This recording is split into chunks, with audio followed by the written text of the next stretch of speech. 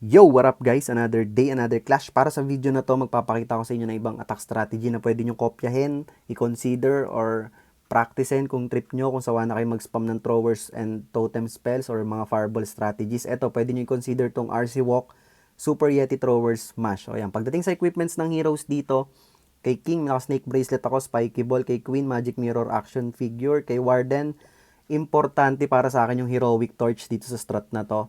Especially dito sa Electro League pababa, guys. Tingin ko mas effective tong Heroic Torch. Pero kung wala kayong Heroic Torch or mababa pa yung level, pwede kayong gumamit ng Eternal Tomb. Mamaya ipapakita ko sa inyo na gagamitin din natin tong attacks na to sa Legend Modifier. Pero dito, this time, nandito muna tayo sa Electro 32 kasi nasa Electro yung mga ibang accounts ko at isang account ko lang yung nasa Legend League. So, pagdating sa spells dito, guys, meron akong 5 invis, recall spell, and revive spell. Yung revive spell, ang priority kong paggamitan yan ay yung Grand Warden lang saka Royal Champion. If ever mamatay yung Warden sa umpisa or sa early part, mawawalan tayo ng Rage Aura, pwede kong gamitin sa kanya yung revive spell. And same kay RC, pag namatay agad si RC na hindi pa natatapos yung Rocket Spear, pwede kong gamitin yon. So, sila yung dalawang heroes na prioritize kong gamitan ng revive spell. Pero if ever boy naman silang dalawa at namatay yung King and Queen and medyo tingin nyo kaya nyo nang wasakan yung base, edi gamitin nyo yung revive spell sa King or Queen. Pagdating sa troops dito, ayan, 4 na Super Yetis, 4 na throwers, 4 na healers with Coco Balloon. Teka, wala tayong Coco Balloon. Bawasan natin yung thrower natin dito. Maglagay tayo ng Coco Balloons. Ayan. Para sigurado. Yan, 4 na Coco Balloons. And then sa Clan Castle troops dito, Super Yeti and Super Valkyrie yung laman. Most of the time, ang gagamitin naman natin dito ay Lug Launcher or Troop Launcher eh. So, maganda naman yung heroic. Since naka-heroic equipment tayo dito, heroic torch, syempre, mababypass natin yung mga walls.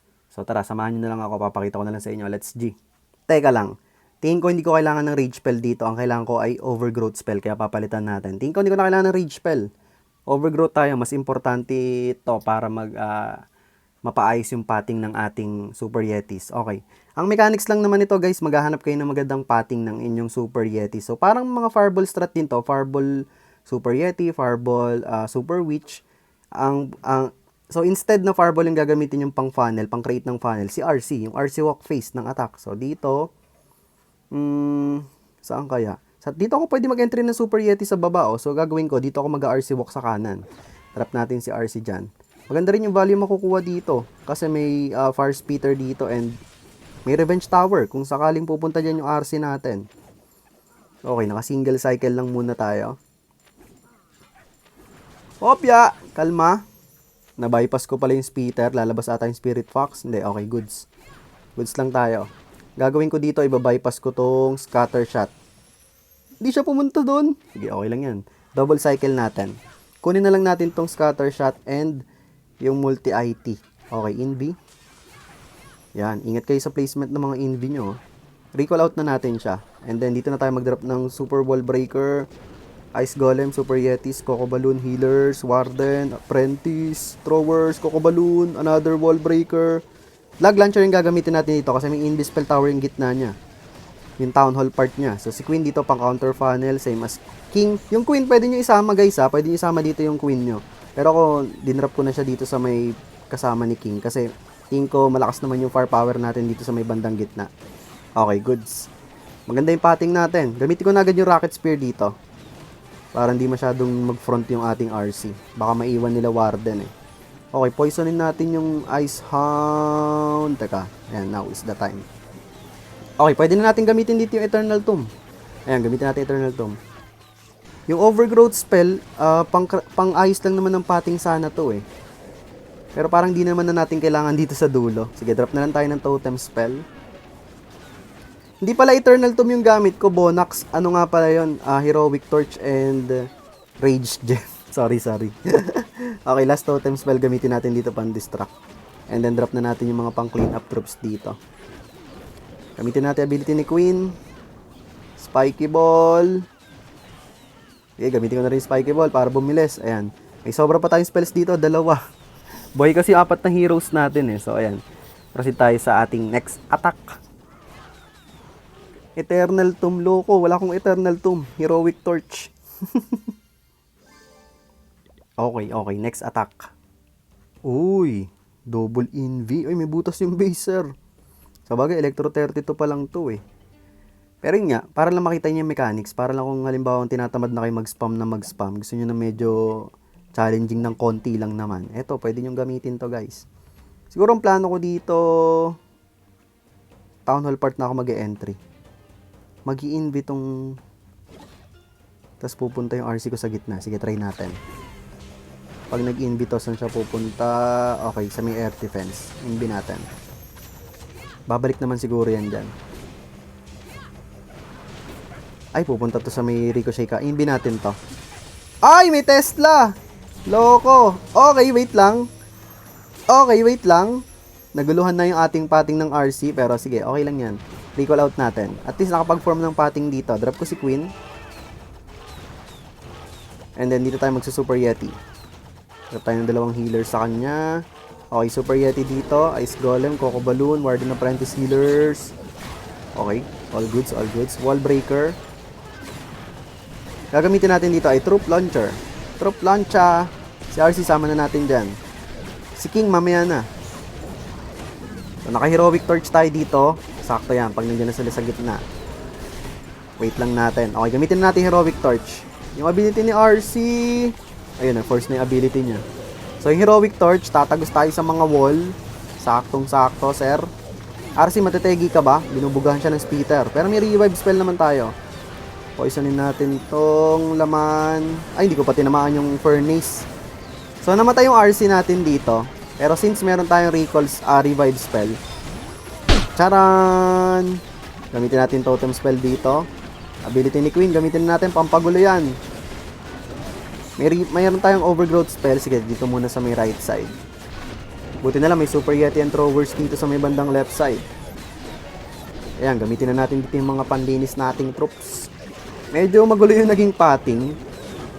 Pero yun nga, kita nyo naman na talagang maganda rin naman yung naging result.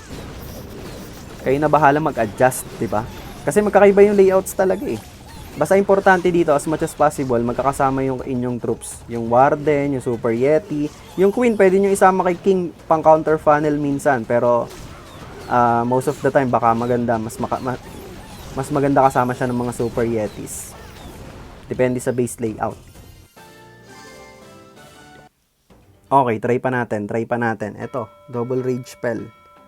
Saan tayo mag-RC walk? Dito may revenge tower eh. Kaya lang, baka hindi naman natin maabot yan. Teka lang. Try natin. Dito tayo sa may mortar. Mag-start ng RC. Let's G. Single cycle lang. Pupunta siya sa multi-arch tower. And then iba-bypass ko to. Ay, dito siya pupunta sa wizard tower. Pag binypass ko. Wait ko na lang dumikit.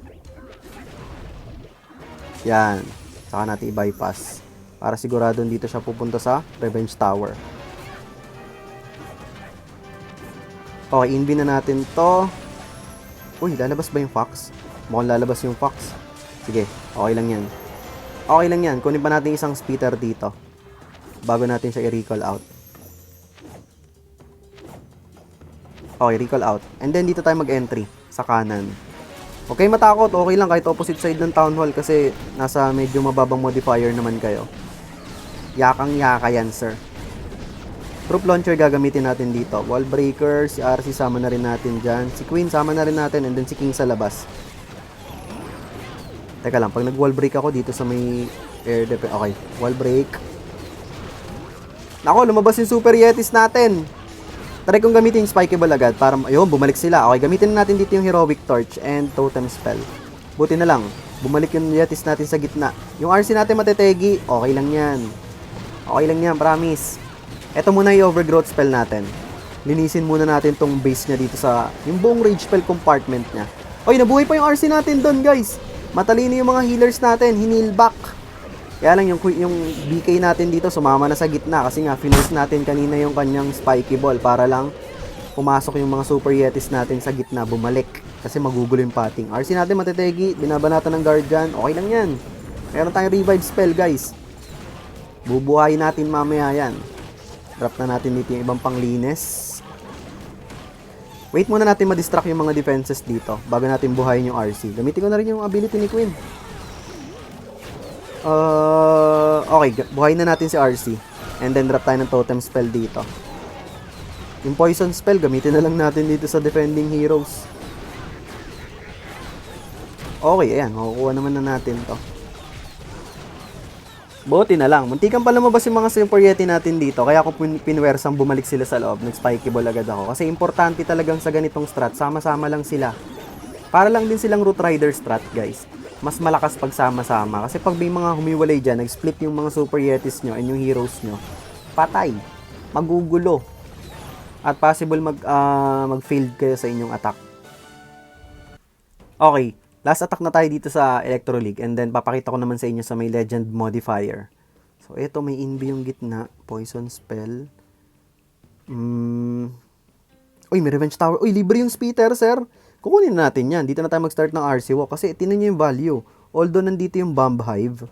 Pero yung value makukuha, Spitter, Super Wizard Tower, and Revenge Tower. Aba, kukunin ko yan, sir.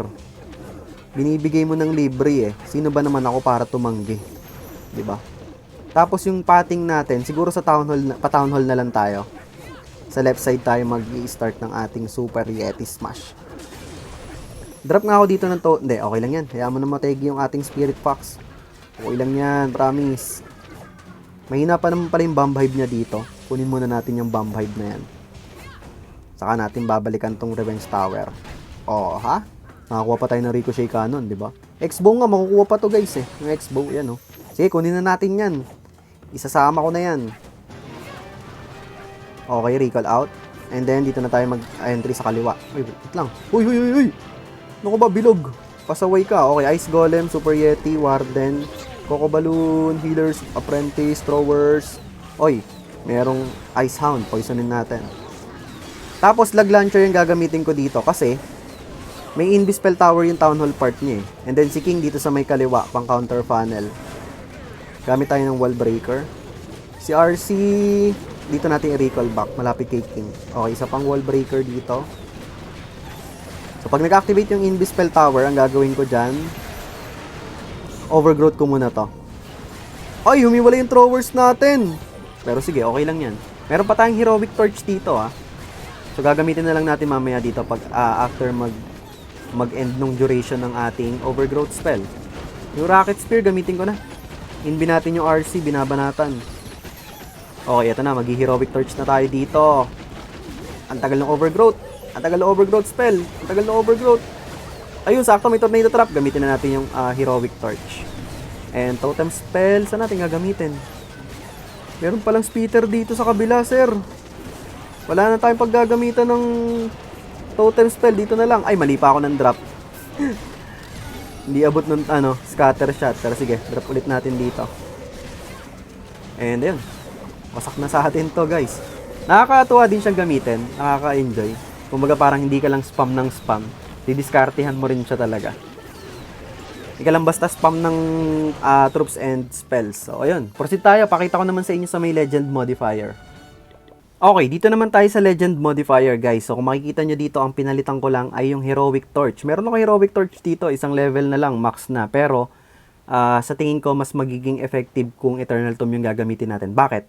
Most of the bases ngayon dito sa Legend League ay mga naka-double rage spell compartment. So, medyo masakit talaga. Parang kailangan natin talaga ng invulnerability. Pero kung gusto nyo gumamit naman ng Heroic Torch, walang problema. Kasi may din naman to eh, kumbaga, mababawasan din yung may damage reduction din siya, and at the same time makakatulong sa pag-bypass ng mga walls.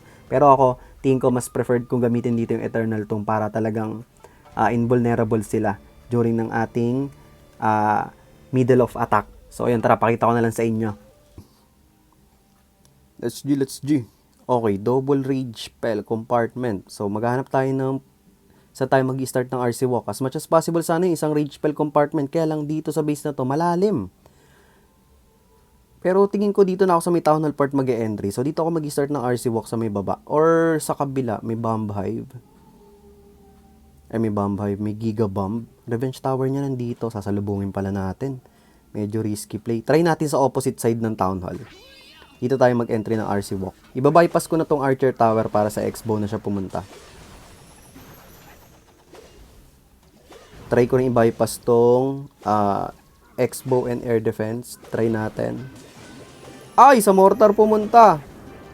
Double cycle na muna natin. Kaya lang yung bomba, ito problema. Yung sa bomb hive. Sige, makukuha naman natin yung fire spitter dito, saka super wizard tower. May makuform pang pating. Meron, okay. Gagamitan na lang natin ang overgrowth spell mamaya.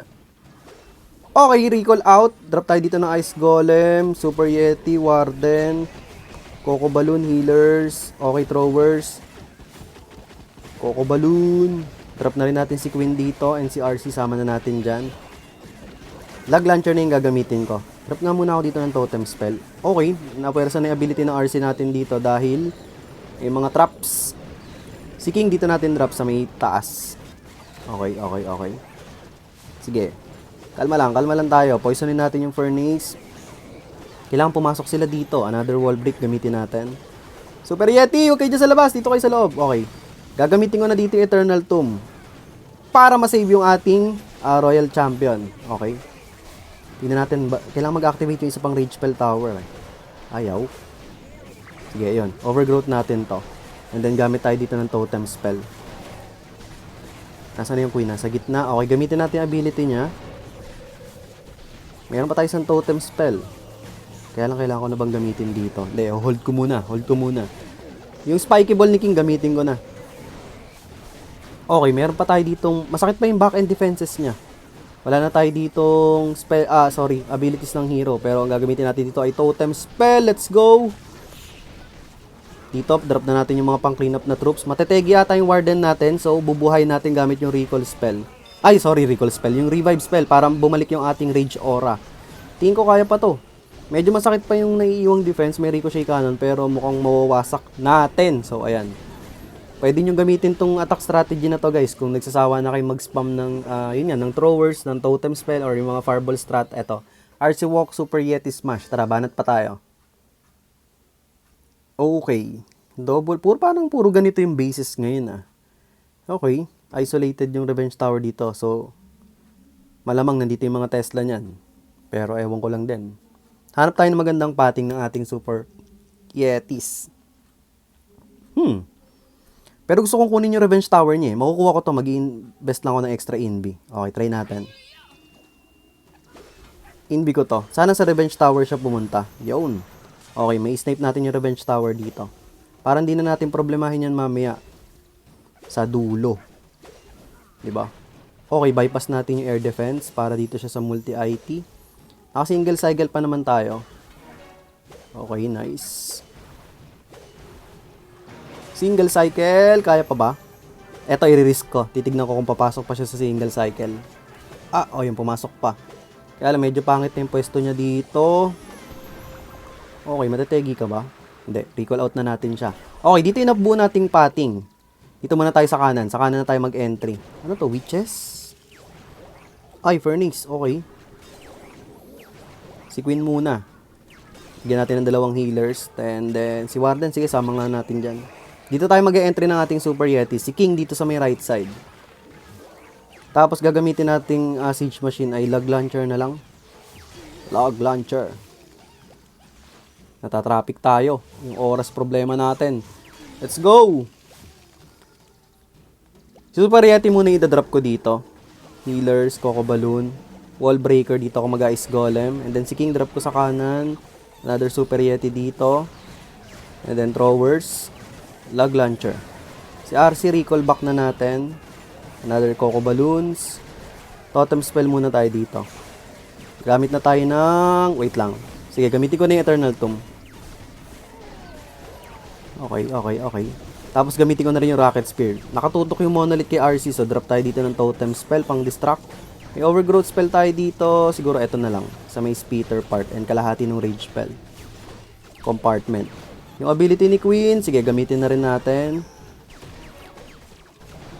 Hold lang muna natin yung mga remaining spells natin. Kaya kailanganin natin to Drop natin dito yung Baby Dragon sa may left side. Okay, looking good. Drop nga tayo dito ng Wall Breaker para magkaroon ng access yung King sa Town Hall. Hindi. Yun na pala magkukuha yung thrower natin. Okay. Last Totem Spell. Wait lang.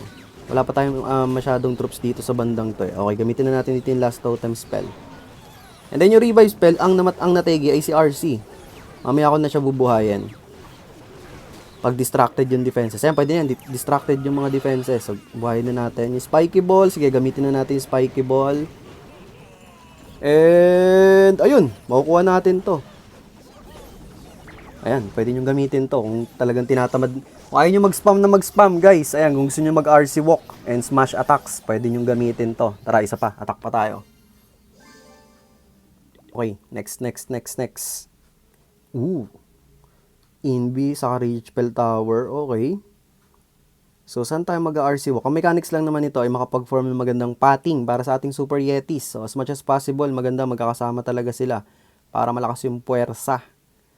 Pag dito ako sa may baba, nag-RC walk, may Gigabomb sa kabila, multi-gear. Dito tayo sa kabila. Okay lang na mamatay yung Spirit Fox, tingin ko. Dito tayo sa kaliwa. Ayan natin mategi si Spirit Fox mamaya sa Gigabomb. Ito, may Gigabomb. Pero maganda kasi ito, may Ricochet Cannon and multi-gear. So, maganda yan para sa akin. Bypass na natin tong multi-gear. Sabog. Boogs! Buhay ka pa, Spirit Fox? Buhay pa siya. Okay. Buhay pa siya. Kala ko matitegi na siya eh. Oh, buhay pa siya. Pwede na to. Reserve na natin yung dalawang invis. Tapos dito tayo mag-entry sa may taas. Gamit muna tayo ng wall breaker. Okay, Super Yeti na muna. Warden, healers, and then Ice Golem, Coco Balloon, Thrower, si Queen dito. Pang counter funnel ng konti. Gamitin natin ay Troop Launcher. Tapos si RC, sama na natin dyan. Si King dito sa labas, sama na ni Queen. Ay, mali! Dapat pala lag launcher yung gamit ko, guys. May invi nga pala yung gitna. Sige, pop ko na muna agad yung ability ni RC para ma-trigger yung Invi Spell Tower. Poisonin natin yung Furnace. Mali pala, dapat lag launcher. Okay, gamitin ko na yung Eternal Tomb. Si RC binabanata ng Guardian. Sige, one-on-one muna kayo dyan. Gamitin na muna natin yung Overgrowth spell dito sa kabilang Spitter. Aray ko, nategi yung RC. Sige, okay lang yan. Gamitin natin Totem spell dito. Yung Queen natin sa King nasa labas eh. Para maganda pa atang sinama ko siya sa loob. Okay, another Totem spell dito. Masakit yung bandang taas. Si RC buhay na natin. May revive spell tayo eh. Para makatulong, sir. Tulong ka dyan. Yun, nice one. Invi natin sila. Okay, gamitin natin Spiky Ball. Yung ability ni Queen. Sige na, gamitin ko na nga rin. Yung RC dito, buhay pa. Si Warden, buhay pa. Teka, sino ba i-invi ko? Goods pa naman tayo. Sakto, may wall breaker tayo dito para magkaroon ng access yung Queen sa loob. Ay, patay na pala yung original na Queen. So, kay RC na lang to. Totem spell. Gamitin na natin dito. Panglinis dito sa taas. Actually, dapat lag launcher yung gamit ko dito, guys. Kasi naka-invi spell tower yung gitna para ma-trigger agad. Nagkamali ako. Nakalimutan ko. Pero yun, buti naman nakuha pa rin natin. Ang ginawa kong pan-trigger nung Invi Spell Tower kanina sa gitna ay yung Rocket Spear ni RC dito. 'Di ba? Binato niya agad yung defenses doon. So, nag-trigger ng Invi Spell Tower. Okay. Uy, si Judo Jungle. Kaklan pala ni Pinsan Judo Slot to, sir. So, ayun. Kung nagustuhan nyo tong content na to, guys, huwag nyo kalimutan mag-like, mag-comment, and i-share itong video natin para makatulong sa mga ibang players ng Clash of Clans. So, ayan. See you sa ating next content. Meron nga pala tayong giveaway. Before end of the month, ngayong February, may dalawang winners tayo ng tig 500 pesos each. Sa mga masisipag mag-comments dyan, mamimili yung ating sponsor kung sino yung mananalo. And ipopost ko yung winners before end of the month sa aking Facebook app. So, ayun. Facebook page pala, sorry. So, ayun. GG's Clash on. Peace out. Brah! Pahabol, kung gusto nyo kopyahin yung strat na to, ilalagay ko dyan sa video description sa ibaba yung army link para mapag-practicean nyo. So, ayun. Good luck!